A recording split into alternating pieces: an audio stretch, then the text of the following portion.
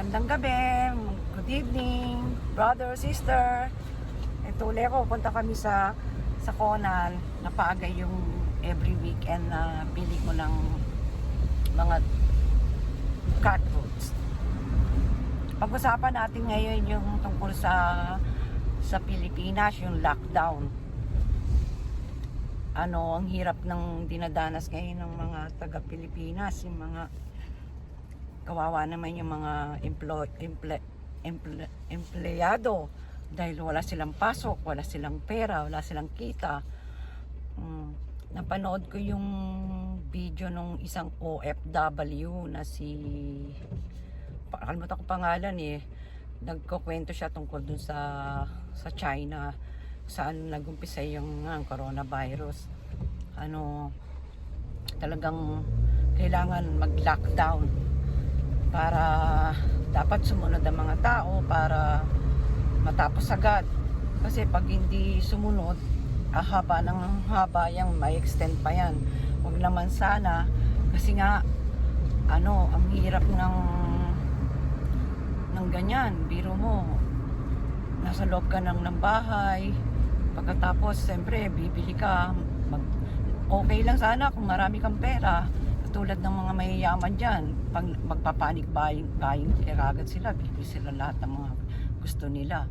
Paano yung mahihirap? Kawawa naman, di ba? Kawawa naman sila. Wala silang pambili, wala silang pang grocery. Kaya ang hirap nga ng sana naman tulungan sila ng gobyerno dyan, yung mga hindi nakakapasok sa trabaho, o kaya yung mga sa kumpanya na pinapasukan nila, sana sweldohan pa rin sila with pay kahit walang pasok. Kasi ang hirap din ang hirap ng kalagayan ng yung mga nagtatrabaho diyan na para sa pamilya nila, yung panggastos nila, syempre, di ba? Ang hirap-hirap ng mga bayarin nila, yung mga bills nila sa bahay, o kung umuupa ka, babayaran mo rin yun, di ba? Kaya buti naman dito sa Japan, wala naman lockdown dito. Kaya lang ang hirap ng mask, hindi ka makabili, walang tinda mga mask kahit saan ka magpunta. Toilet paper, ganun din, tissue paper, ganun din. Nagpanic buying yung mga Haponesa sa mga tissue. Pagka pumunta ka, wala, puro empty lahat ang box ng section ng toilet paper sa tissue, sa mask, wala kang mabilhan. Yun lang naman dito, pero tuloy pa rin ang trabaho, tuloy pa rin ang ganun pa rin, tuloy pa rin. Ang lang dito, yung suspended lang dito, yung mga students, wala silang pasok isang buwan.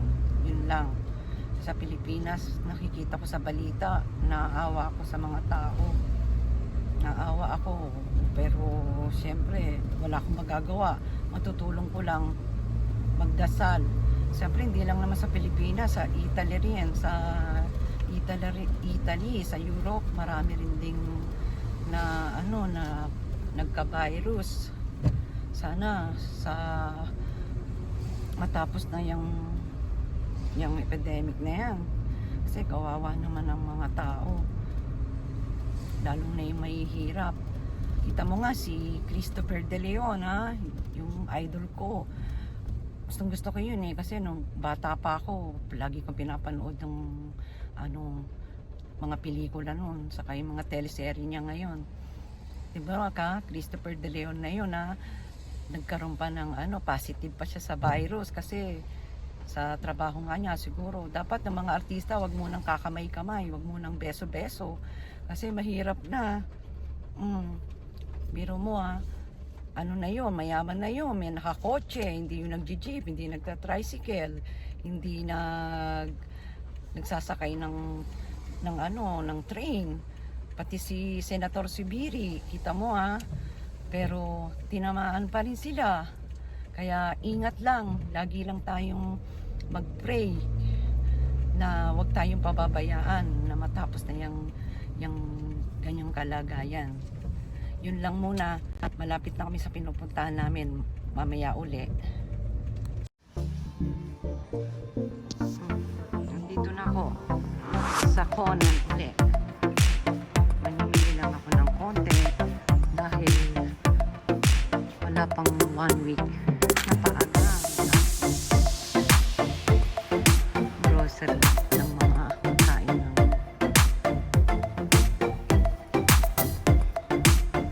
ng pusa dahil bukas holiday dito, red calendar.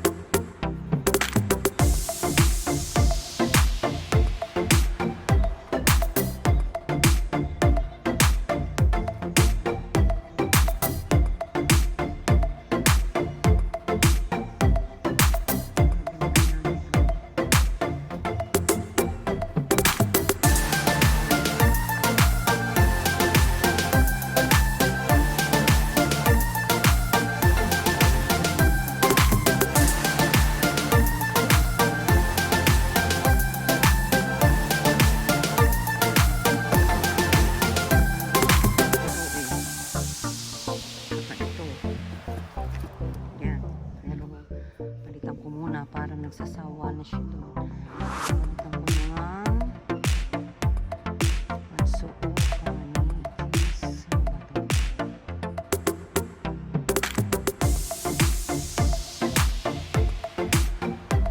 Ano ba ito?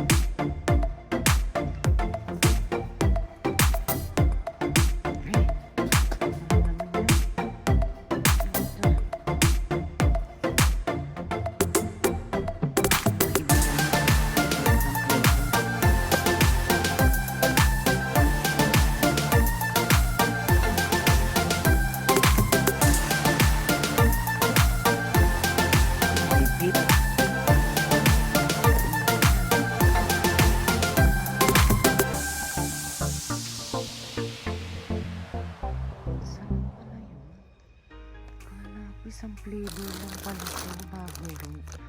Kaya ano.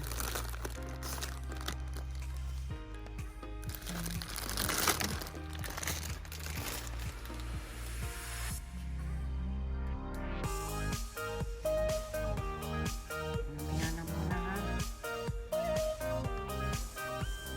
Tapos na akong mamili. Konti lang yung pinamili ko. Ngayon, ang lakas ng ulan ngayon, ulan dito. Pauwi na kami. Pupunta muna kami ng magkakaimono ng konti. See you there. Today. Mga sis, nandito na ako sa bahay. Ito yung napamili ko. Hindi ko na isa-isahin. Ayan yung napamili ko. Ngayon. Ayan.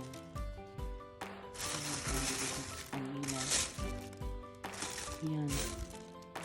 Ito na isa-isahin siya. Ang swerte-swerte ng pusa ko. Kaya marami yan kasi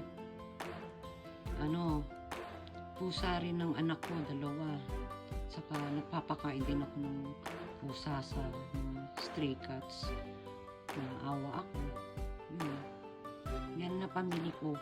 Hindi na kami kaimono, hindi na kami nag-grocery. Bukas na lang kami grocery. Tinatamad na ako. See you tomorrow sa pag-grocery ko naman. Diyan eh. Bye-bye.